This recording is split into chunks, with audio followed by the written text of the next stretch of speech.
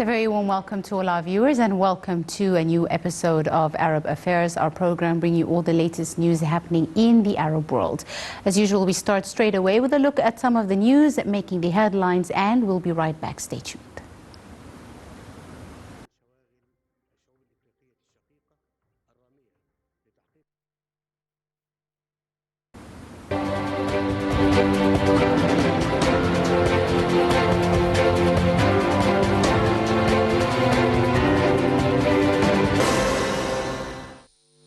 President Abdel Fattah el-Sisi received on Thursday a telephone call from Iraqi Prime Minister Mustafa al-Kadhimi.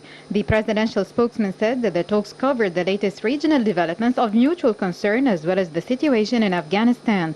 The talks also tackled means of boosting bilateral ties. El-Sisi reiterated Egypt's support for all efforts to enhance Iraq's stability and security and for al-Kadhimi's efforts to strengthen the role of the Iraqi institutions.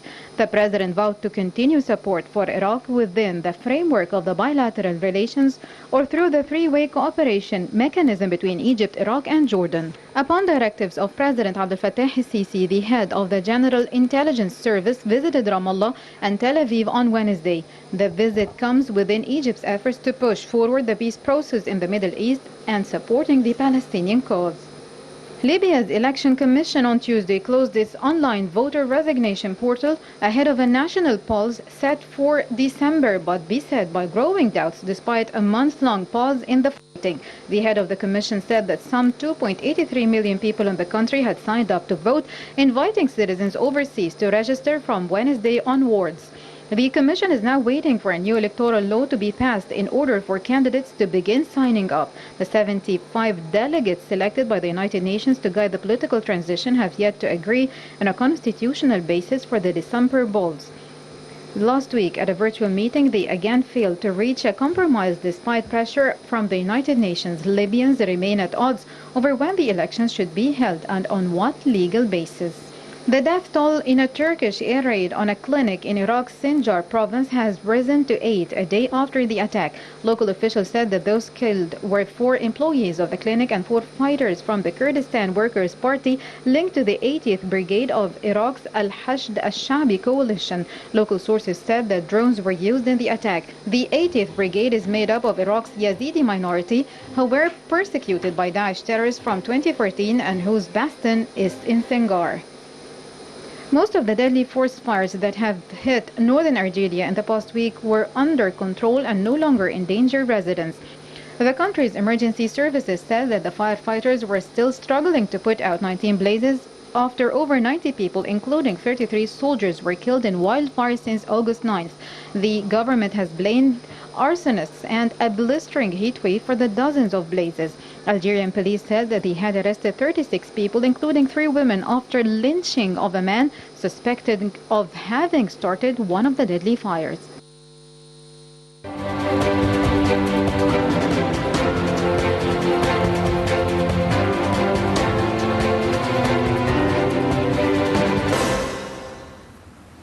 Welcome back, ladies and gentlemen, and we're now delighted to be joined over the telephone by His Excellency Ambassador Hussein Haridi, the former Assistant Foreign Minister. It's a very good afternoon to you, Mr. Ambassador.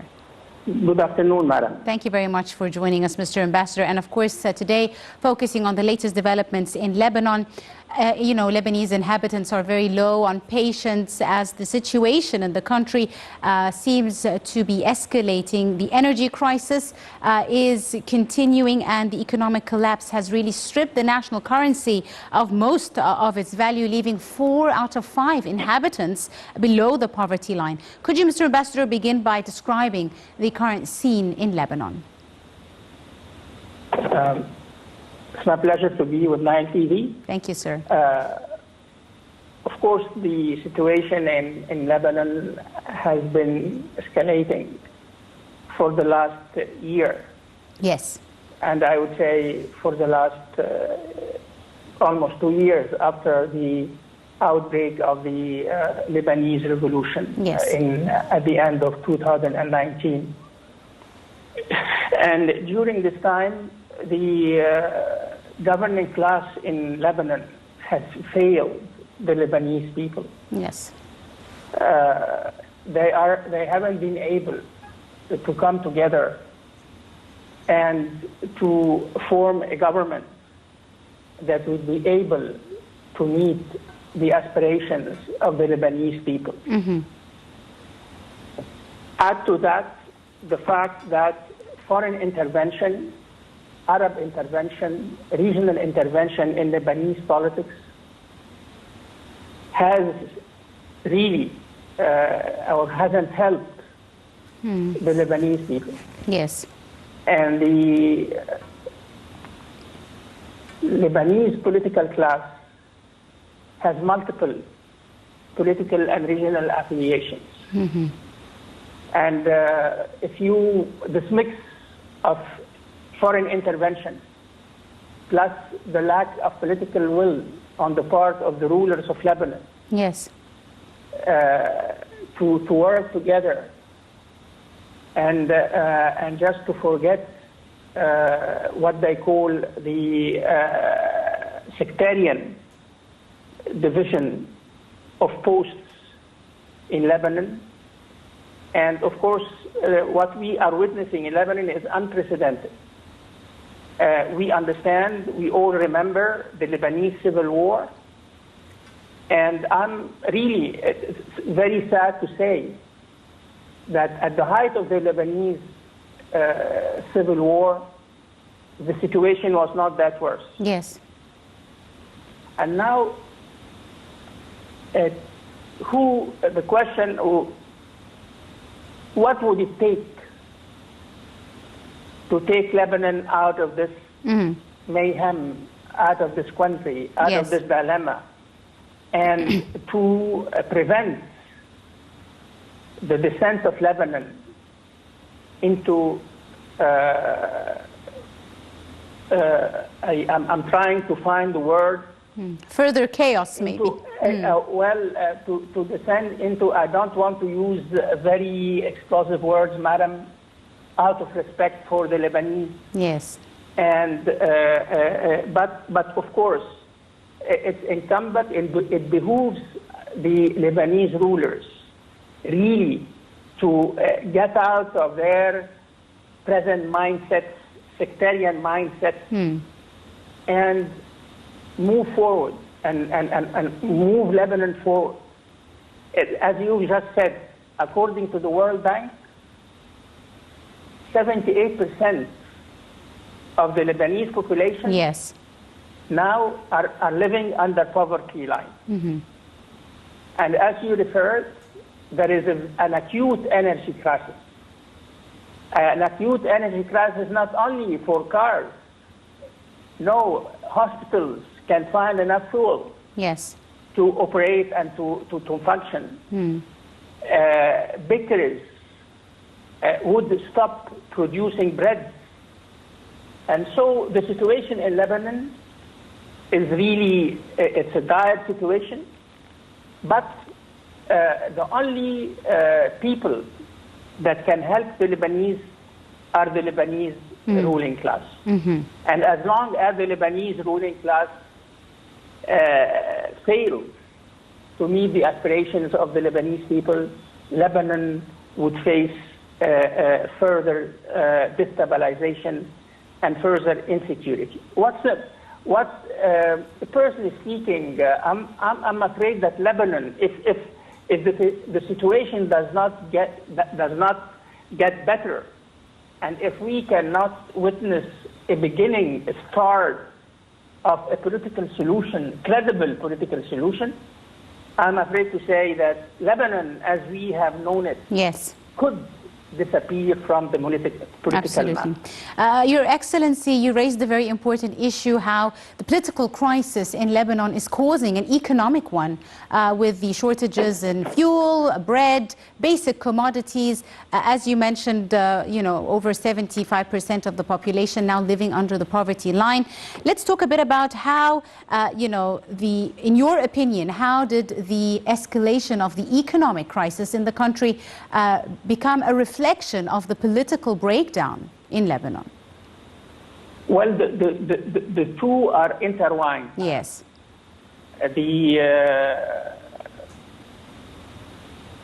We cannot separate the two. Yes. And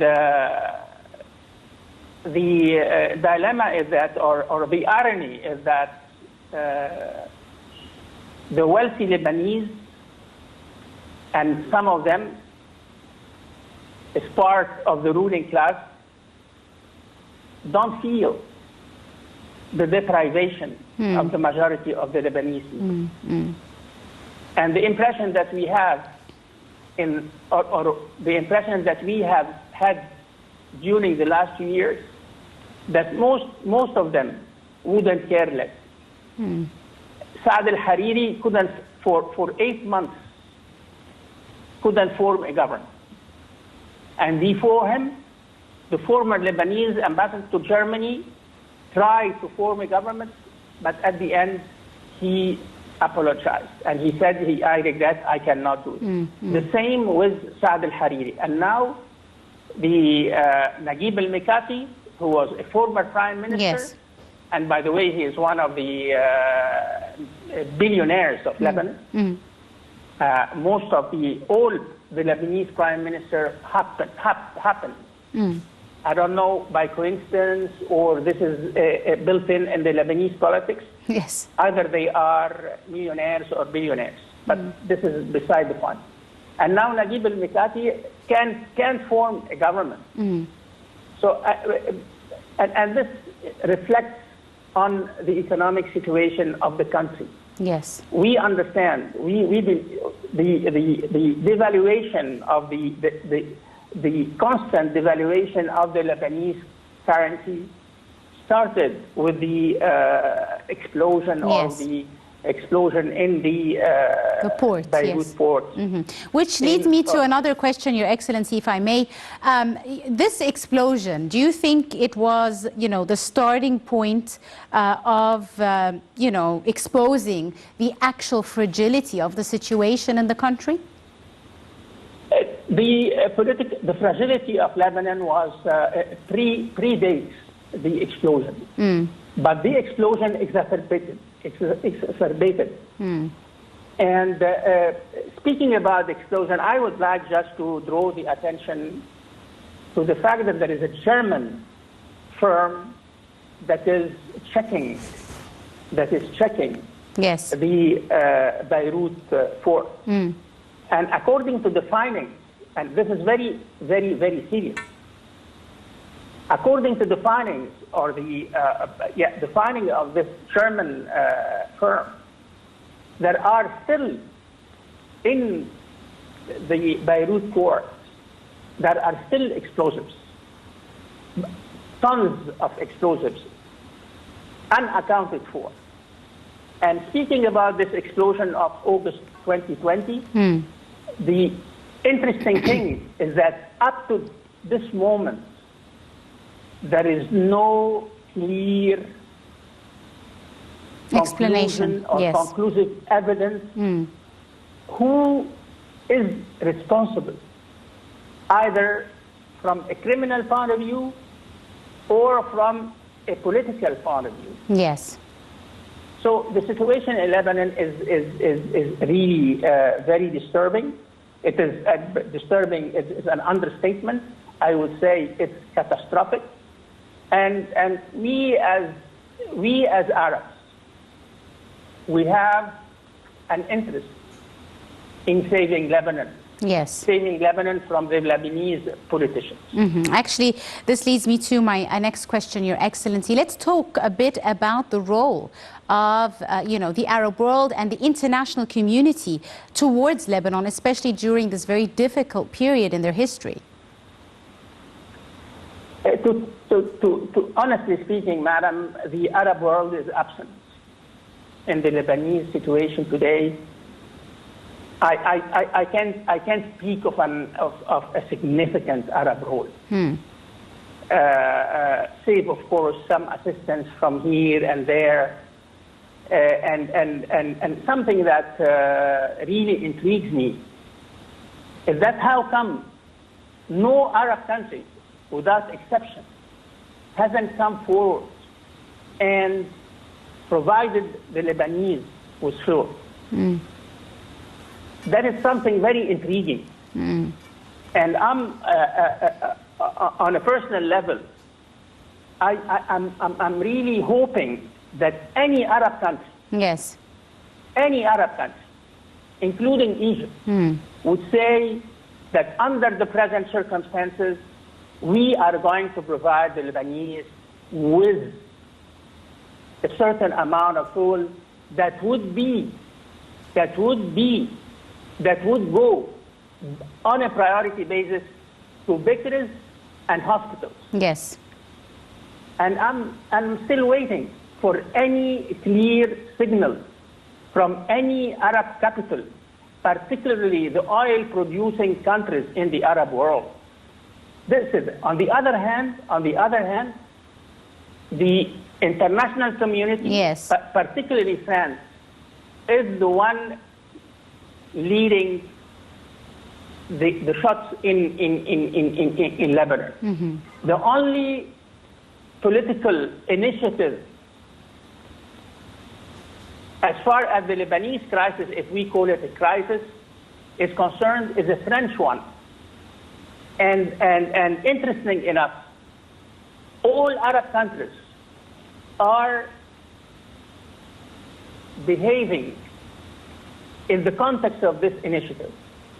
And no Arab country has come forward with an Arab initiative to stand by Lebanon.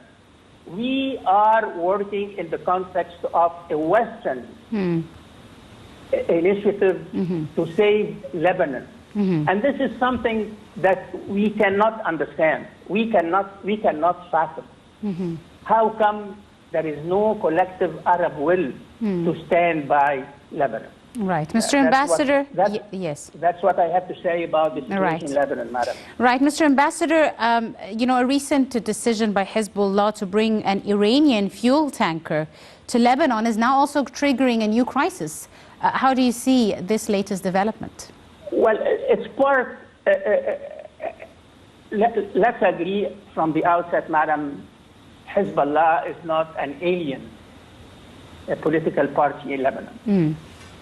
The members of the Hezbollah are Lebanese. We have to, when we are speaking about Hezbollah, we have to take this point into account. Having said that, of course, Hezbollah has a certain responsibility towards Lebanon and not towards a foreign power, in this case, Iran. And of course, Hezbollah is one aspect, one part of the Lebanese equation, and not the whole equation. And we, in all honesty, we cannot pin the blame only on Hezbollah. Hezbollah is nothing but an instrument in a regional competition for hegemony over the Levant, over Syria, over Iraq, over Lebanon, even in Palestine. Yes, indeed. Final question, sir, Mr. Ambassador. Also, a latest Israeli aggression on Lebanon and the strike on Lebanon is also causing a stir and has its own repercussions. How do you see this latest development with regards to the Israeli aggression? Well, the Israeli aggression and the Israeli threats that never ends to Lebanon comes in the context of this confrontation between Israel and Iran. And the Israelis have said on many occasions, we are not going to allow Iran to have a gate between commas on the Mediterranean. What they refer to the Iranian presence in Syria on the one hand, and the Hezbollah Iranian connection. And but of course the Israelis understand very well. They cannot defeat Hezbollah. Hezbollah will remain a part in Lebanese politics. And anyone sincere enough, genuine enough, honest enough in finding a long-term solution for the problems, political, economic, social, financial, that Lebanon has been facing lately, should take that into account. Absolutely. I'd like to thank you very, very much, Your Excellency, Ambassador Hussein Hariri, former Assistant Foreign Minister. Thank you so much, sir, for your time and your insight. Ladies and gentlemen, a short break and a report on the recent developments in Lebanon, and we'll be right back to continue. Do stay tuned.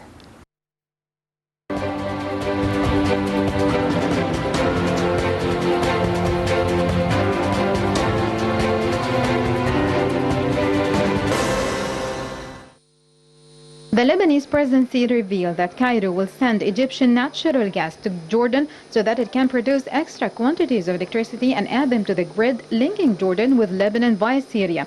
According to a presidential statement, the United States to Lebanon, Dorothy Shea, informed Lebanese President Michel Aoun that her country will continue to support Lebanon to import electricity from Jordan through Syria. The presidency added that, therefore, the transference of Egyptian gas through Jordan and Syria to reach northern Lebanon will be facilitated. Shea said that the U.S. side is exerting much effort to finish the relevant procedures. She affirmed that negotiations with the World Bank are underway to secure the funding required to purchase the Egyptian gas, fix and strengthen the electricity transportation line, and conduct and maintenance work required for the gas pipes. A day after his resignation as Lebanese Prime Minister designate in July, Saad al-Hariri revealed his country's plans to import Egyptian gas through Syria, saying that he had discussed the issue during his recent visit to Cairo. Al-Hariri said that his country would save 50–60% of the cost if it uses the Egyptian gas in its stations. On Thursday, Al-Hariri warned again that the arrival of an Iranian oil tanker for Lebanon is a serious declaration that leads to international feuds and conflicts. He said that the main cause of the fuel crisis in Lebanon is the deliberate smuggling, which he said must stop. This came in response to an announcement by the leader of Iranian-backed Hezbollah group, in which he had announced that an Iranian fuel tanker will sail towards Lebanon within hours, warning Israel and the United States not to intercept it. The delivery, organized by Lebanon-based Hezbollah, would be an apparent violation of the U.S. sanctions imposed on Tehran after former American President Donald Trump pulled his country out of a nuclear deal between Iran and the world powers 3 years ago. Crippling fuel shortage has paralyzed Lebanon for weeks, marking the biggest threat to Lebanon's stability since the 1975–90 war. The financial crisis has hit a crunch point, with hospitals and other essential services being forced to shut or scale back due to power cuts and the acute scarcity of fuel. American sanctions on Iran, reimposed in 2018 when then-President Trump withdrew from the 2015 nuclear deal with Tehran, aimed to cut its oil sales to zero. Hezbollah, founded by Iran's Revolutionary Guards in 1982, is also targeted by American sanctions.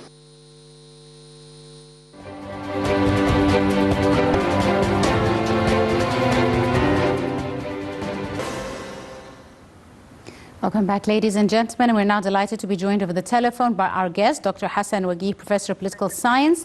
Dr. Hassan, a very good afternoon to you, sir.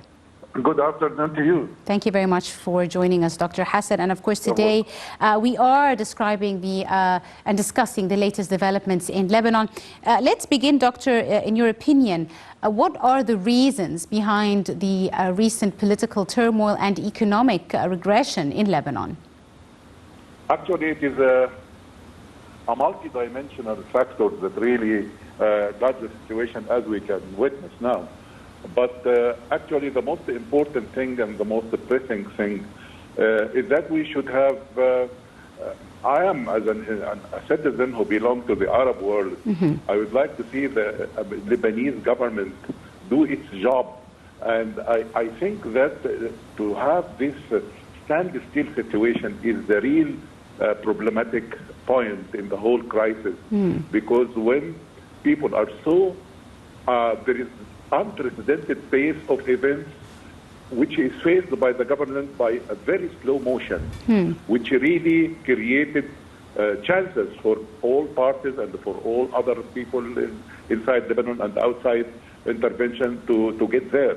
So I think the most important and the crucial thing for our Lebanese brothers and sisters is to fasten the process of having the government. And as you can see, there are misinformation and disinformation took place to force the prime minister to formulate the government, and many misinformation campaigns so as to get him apologize for the very difficult job. I think that our Lebanese brother and sister should overcome this very quickly, because this is the most important thing. There should be a government Yes. that is able to take decisions. Yes, on that note, Doctor, the Prime Minister, the designate Mikati, said he's not able to form a government. And this is not the first time that the formation of the government has come to a halt. In your opinion, Doctor, what are the main obstacles hindering the very important process of government formation? Actually, many factors, of course, and they are old ones. Because when you are having this sectarian allocation of ministerial jobs, Yes. this is a very difficult thing. Also, when it comes to the decision of the president versus the decision of the prime minister, there are a lot of talks to be conducted so as they could reach an agreement among themselves, so as the whole thing would not explode again. So this is one of the main obstacles, and I think that also when there is a situation like that, people should be above the crisis and should take decisive measures to save their country. Indeed. Dr. Hassan, let's talk a bit about the recent economic developments in the country. We're speaking about a staggering statistic of over 75% of the population now, surviving under the poverty line. We are talking about shortages in bread, basic commodities, poor, of course, availability of energy and fuel, which is filtering into almost every aspect of life in Lebanon. Even the medical services have been hindered because of the lack of resources. Let's talk a bit about the impediments of this and the consequences. Actually, I can remember, unfortunately, this statement which was very well known. It's a sad situation and getting more and more absurd, actually, but there should be an intervention that would stop this from getting worse and worse as it could be, because it is saddening everyone in the Arab world to see what's happening in Lebanon, not to say the Lebanese citizens themselves. So I think that, yes, it is a problem, and it is not only a gas situation or a fuel situation for cars or for stuff like that. Of course, it impacted the water system, drainage system, which impact the environment. It definitely impacted the health system, and ventilators are not able to be found. People are not able to find ventilators and medical aids, and hospitals declared the reduction of its working hour and its capacities. So I think, I hope that there should be some kind of initiative on the Arab world. I think Egypt and Jordan played a very important role trying to get this kind of gas and energy problem solved. So I think that's a very good step on the part of the Egyptian leadership and the Jordanian leadership to cooperate to help. But I think this kind of work, which is very nationalistic, Arab nationalistic oriented, I think other Arab countries should be there to support these efforts by Egypt and Jordan, so as to extend a sincere hand for a dear people that we really cherish, and we would like to see them stand again on their feet. Indeed. Dr. Hassan, how about the role of the international community? Lots of countries, for example, France, have a very big role that they can play in this regard. Other aid organizations, especially for humanitarian aid and relief, where are they in light of the situation in the country, which is extremely dire? I think your question is very legitimate and very important. Where is Macron? We have seen him going by himself, meeting people all over Lebanon, promising good promises. Other European countries should have interest in saving Lebanon. But again, and this is a very important lesson, unless the country is not united together nobody can come to help. And as you can see now, Hezbollah wants to get an oil from Iran, and everyone is behaving his own way. There is no higher level of authority, and this is what we really want. This is a lesson to be learned. Government should be there, the state should be enhanced, because once there is this shaking on the ground to the state itself, I think even foreign powers and regional powers would intervene according to their interest, or would not intervene at all, as we see. Yes, and Doctor, we've seen other aggression, for example, from Israel, another, aggression on Lebanon, worsening the situation. How do you read the timing of this? Actually, this is because of the other context, the wider context of in which Lebanon lives. Actually, there is a proxy war that's taking place, and Lebanon is captured in the middle of it.